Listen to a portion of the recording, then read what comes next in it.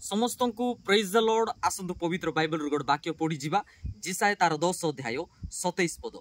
पुणी से दिन रे ताहार बोझ तुम स्कंदरु और ताहार जुआली तुम ग्रीबारु दूर करा जिवो।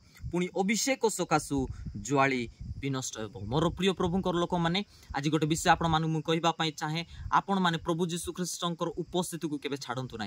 प्रभुंकर सानिध्य को जीवाटा केबे छाड़तु ना। जेतेबेले आपण प्रभुंकर उपस्थिति को जीवे, प्रभुंकर सानिध्य को जीवे, आपण माने अभिषेक रे परिपूर्ण हेबे। आउ सेई अभिषेक आपण मान को ऊपर रहितवा प्रत्येक बंधन को से छिंडाइबा पई जाउ अछि जीशु ख्रीष्टर सामर्थ्य नाम रे। आउ सेई अभिषेक आपण मान को ऊपर रहितवा प्रत्येक बोझ को से विनष्ट करिबा पई जाउ अछि जीशु ख्रीष्टर सामर्थ्य नाम रे। मोर प्रिय माने आज अनेक लोक प्रभुंकर उपस्थिति को जीवा पई इच्छा करंती नाय, प्रभुंकर सानिध्य को जीवा पई इच्छा करंती नाय, अभिषेक रे परिपूर्ण हेबाटा अनेक लोक आज इच्छा करंती नाय। मात्र मोर प्रिय माने जदि आपण अभिषेक रे परिपूर्ण हेबे, जदि आपण प्रभुंकर सानिध्य को जदि जीवे, तांकर अभिषेक रे जदि आपण परिपूर्ण हेबे, ताले मु भावबाणी करू अछि आपण मानकर जीवन रे आपण मानकर प्रत्येक बंधन आज छिंडिबा पई जाउ अछि यीशु ख्रीष्टक सामर्थ्य नाम रे। आपण मानक ऊपर रहितवा प्रत्येक बोझ आज ता विनष्ट हेबा पई जाउ अछि यीशु ख्रीष्टक सामर्थ्य नाम रे। प्रभुंकर उपस्थिति रे जानतु, प्रभुंकर सानिध्य रे जानतु, तांकर अभिषेक रे परिपूर्ण हुवंतु। देखिबे परमेश्वरंकर महान आश्चर्य कार्य